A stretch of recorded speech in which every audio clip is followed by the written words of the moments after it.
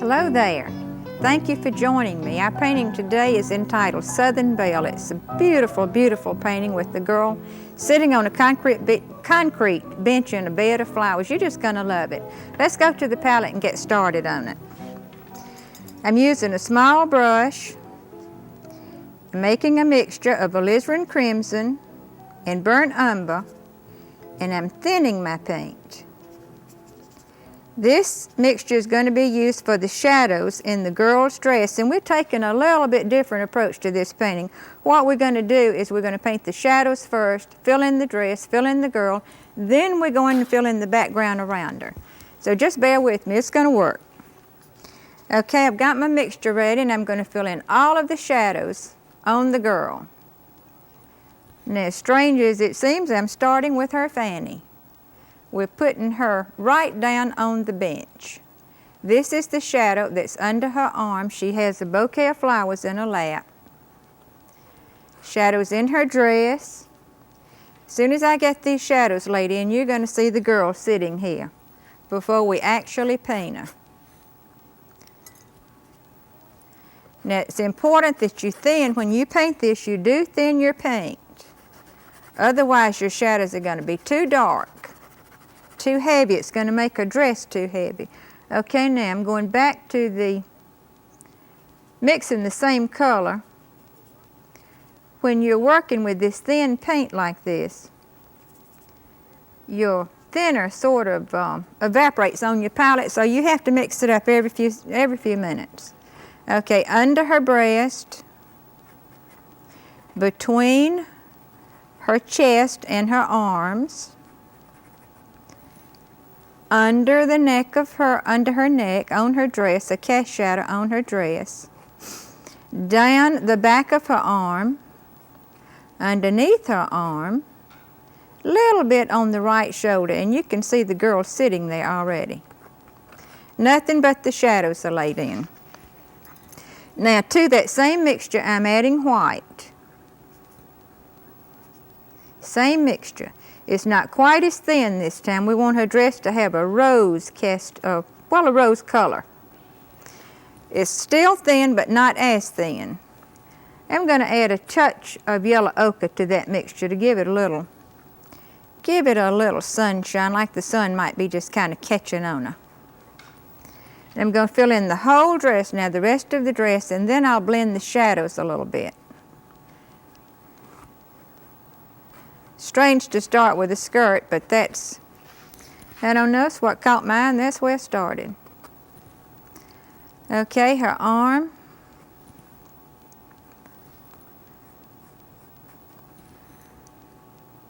A little bit more white.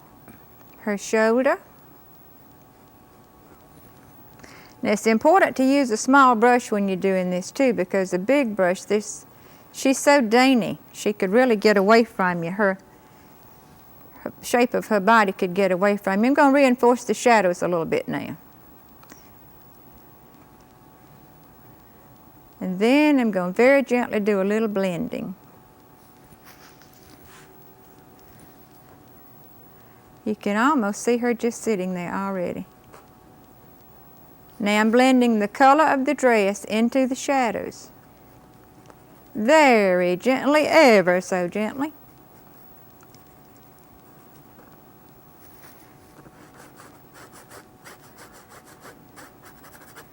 When I first composed this painting, I named her Melody.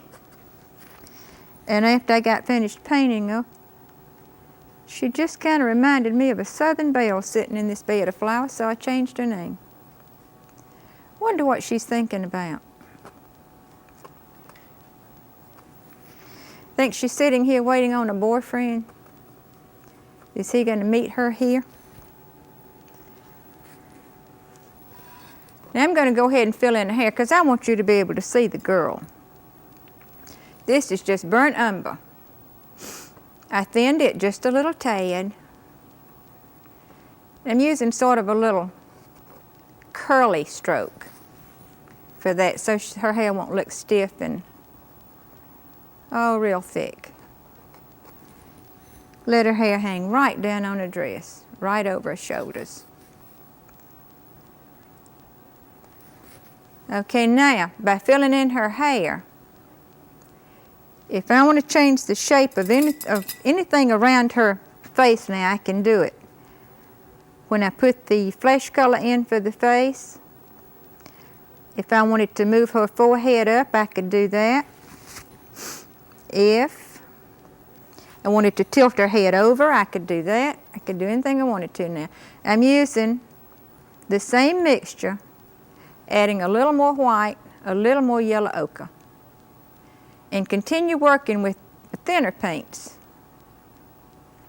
Okay, now how about let's give her a hand too. Sweet darling, you need a hand.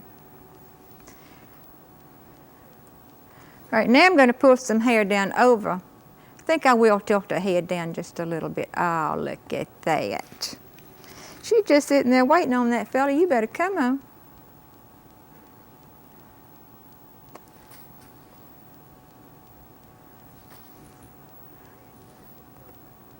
Sort of suggest eyes. You don't really go into any great big detail with eyes.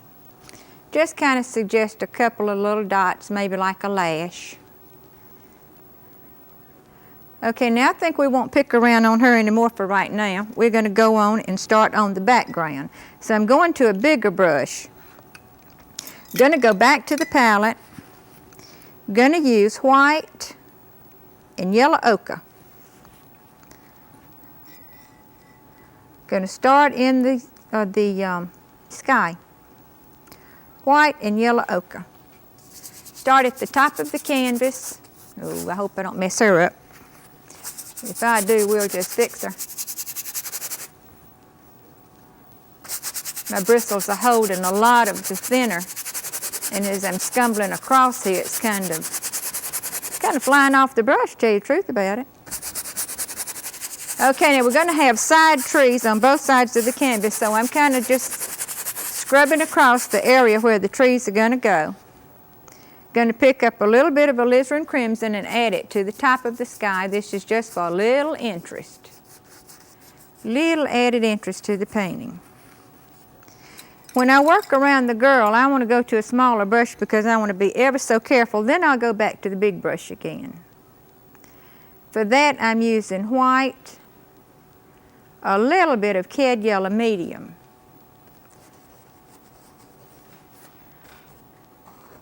Let's just ease right on down around her hair. Now see, if you're real careful, you can do it. And don't worry about messing her up because all in the world you have to do, straighten her up again. See, right into her hair. But I know where she is and she's no problem for me now.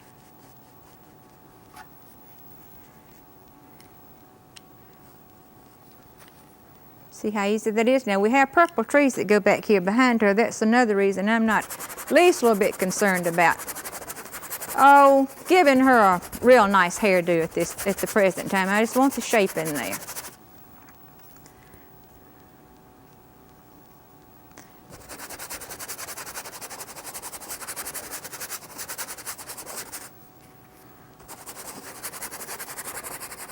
Okay, now I'm going to another brush, and I'm going to add some clouds in this sky.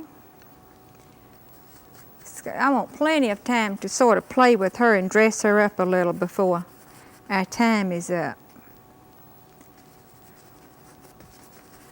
And discuss what she might be doing down in this meadow. Is she waiting on a boyfriend? Have they had a fuss? Are they in a... She's just hoping that he'll show up?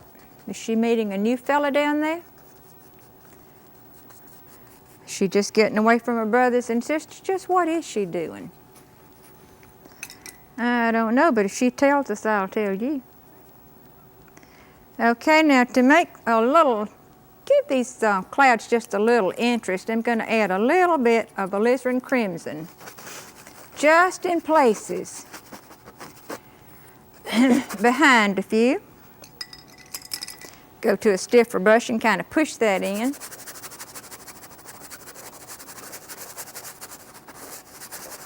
Works with this up in this area of the sky.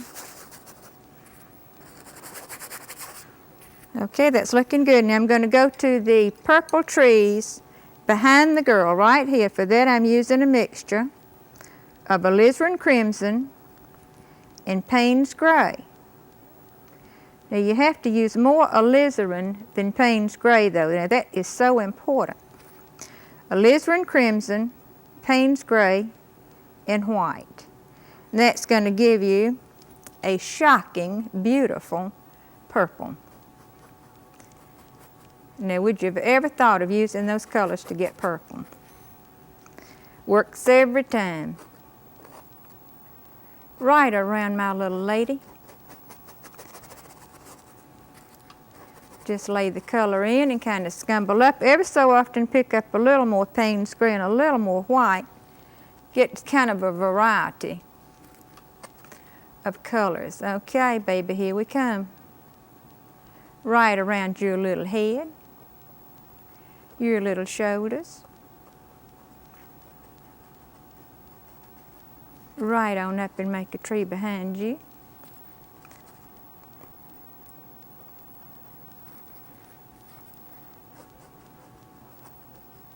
And see, this color now mixes with this yellow that I've laid down before. I started putting these colors in, and what does it do? It softens. These colors are awfully harsh if you use them by themselves, so I've laid the yellow down, and it's softening for us right around her head now. And if I had time, I'd just scumble right over it to show you how easy it is to put it back in. I don't have time, so I can't do that today. But you could. If you lose her, she's really no problem to put back in. All right, let's get a little sort of a soft look to some of these trees by just wiping my brush and scumbling up a little higher, picking up a little bit more of the background color to get a softer, kind of a more distant effect. Go back to her shoulder and tighten her up a little bit.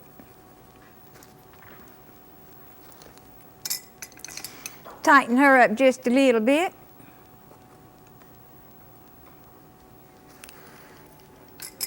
Okay, now I'm going to do the same thing I did on the girl. I'm going to put the bench in there, and that's going to be Payne's gray and white. And then I'm going to work around that.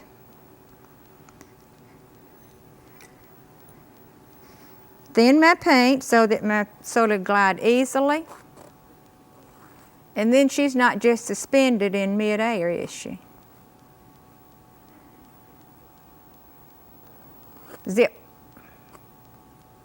Zip. Gently around her. Zip. No big deal because you're going to surround this area now with your green. If your lines are not straight, you can tighten them up when you put your green in. Some people might want to let her dry and then do all of this, but it's fairly simple if you just follow this procedure. Okay, this is Viridian green and white. Now I'm going to start behind the girl, on the ground area, behind her. Still using a little bit thinner paint so it'll glide easily.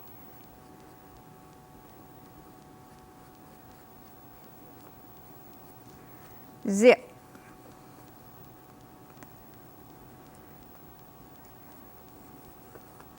Now why do you think I used that real light color back in there? To give us distance. And another reason is the colors are beautiful. I really just wanted to use them. Pretty as they can be working together.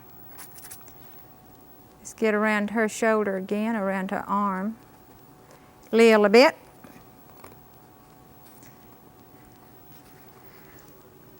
She is looking so good, I cannot take it.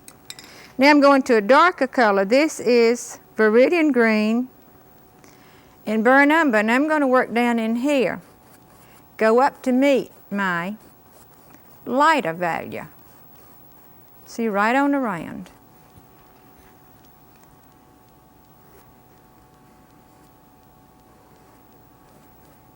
Now if you want to, you can paint this background, then put her in.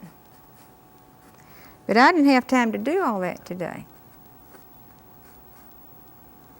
And I want you to see what the finished painting is going to look like. Because you are going to love it. I promise thee. You see, right on up to my green, to my lighter green.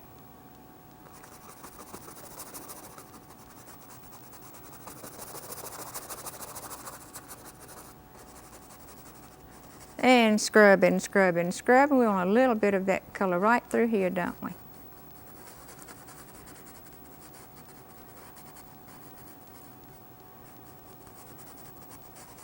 They say you can go back and sharpen up the edges on your bench and things like that if you need to. Let's get an underpainting for the flowers that are going to be in a lap.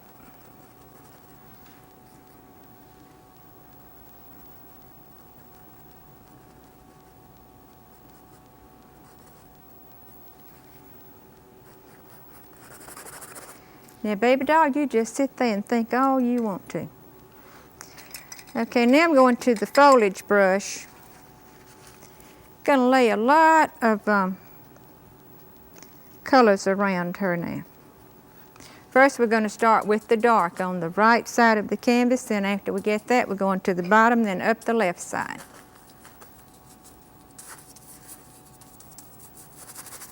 Just going to kind of get it in here in a hurry. If I can, and if I can't hurry, I'm not worried about that either. We'll do what we have to. This is your Viridian Green in Burnt Umber. You do want to keep sort of a ragged look though, if you can, to your edges.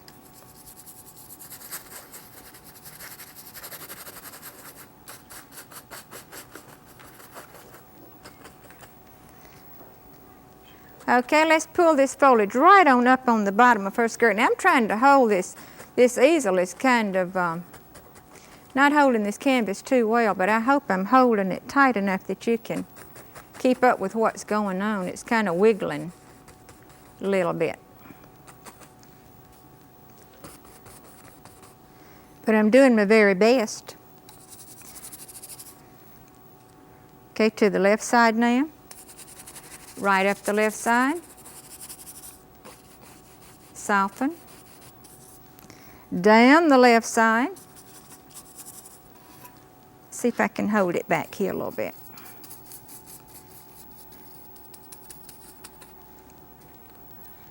Let's take this on up and let it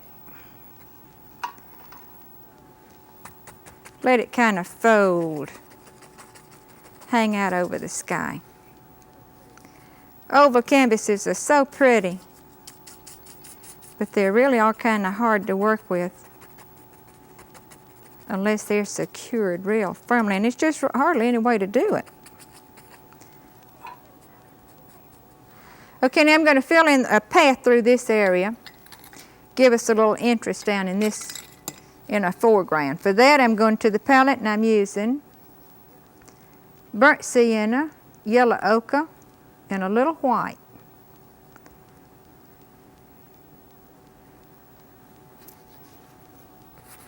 Going to lay my path in, and then I'm going to blend it into the dark green edges.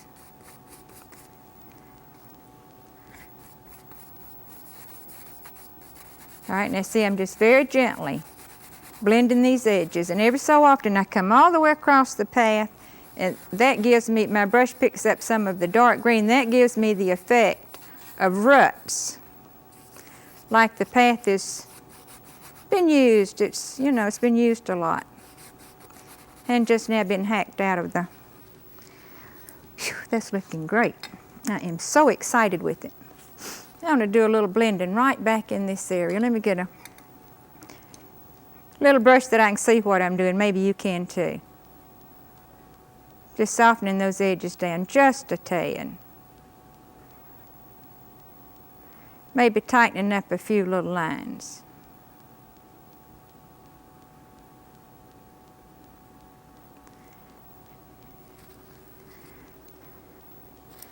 Okay, now I'm going to stop just a minute and get a highlight on our beautiful little girl.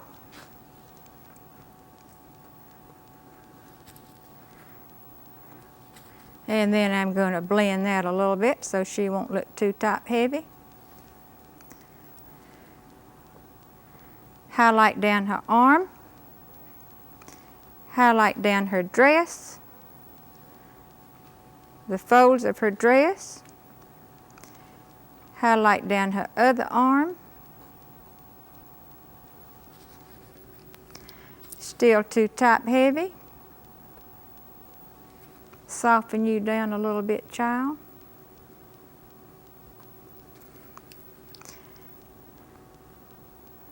She just really won't do what I want to. She's trying to show off here. Okay, I think she's looking great. Let's put a few little flowers in her lap now. Just kind of stipple some color. Here and there. Is she beautiful? Now I'm going to pull her dress on down into the greenery, just a little bit.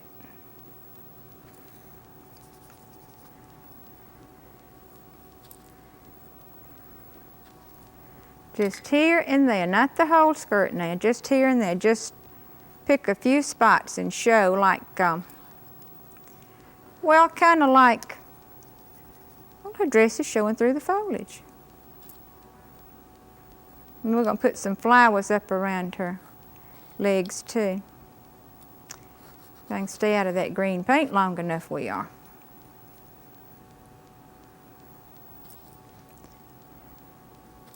Yeah, that looks good when a dress flows backwards like that. She's going to have a shadow underneath that seat though, isn't she? She'll fall right off of there.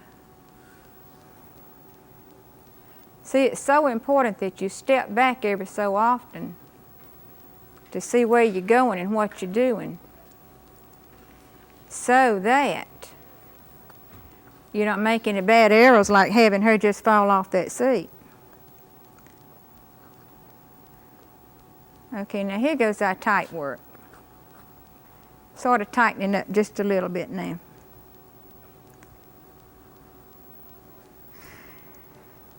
Sort of want your post just to disappear into your grassy, green grassy area too.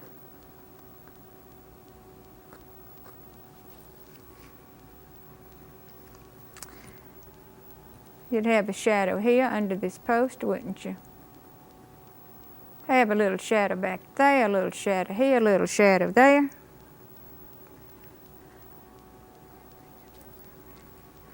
Now I think I'm going to go back and add a little bit more texture to her hair. And for that, I'm using the small brush and I'm just sort of stippling like little bitty curls. I don't know if you can see it or not. Yeah, I hope you can. Kind of reinforcing the color just a little bit and giving her a little, oh, look at that. Now that's a beautiful little curl. You want to give her a Gibson girl hairdo? Just did it. We put the little bun on the back of her head.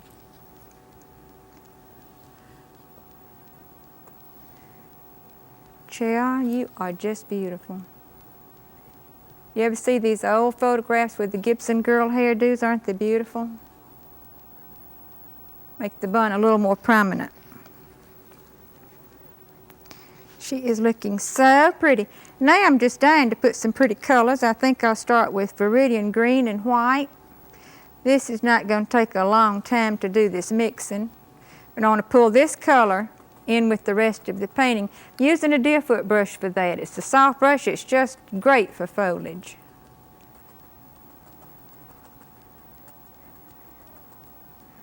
It's just going to kind of pull our painting together. Now some flowers up around her little foots.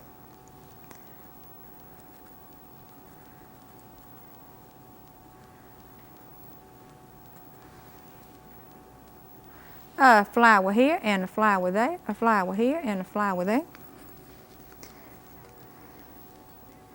How about a few blue ones? We haven't used blue in the painting, but we can use it by kind of mixing it with the green. And it'll really just bring this foreground forward for us. Notice that I'm not filling these flowers in solid. I am leaving what? Shadows between them. I'm not making them symmetrical. I'm not making a shadow here and a shadow there, here a shadow, there a shadow. I'm just kind of spotting them at random. I'm going to put some more flowers in too because I think they're real pretty. I think we might add a few pink ones. Do you like that? I think we'll add a few pink ones here. See how that pulls the pink, the pink, the pink together.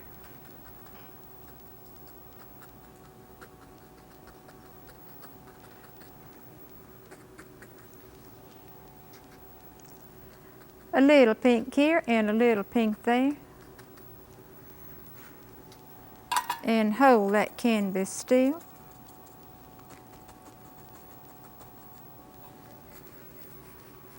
You know, let's add a little bit on the left side. Let's add just a little bit over in here. Just a little bit, just a little touch to give it some interest. And I just believe that's about going to take care of our painting for today.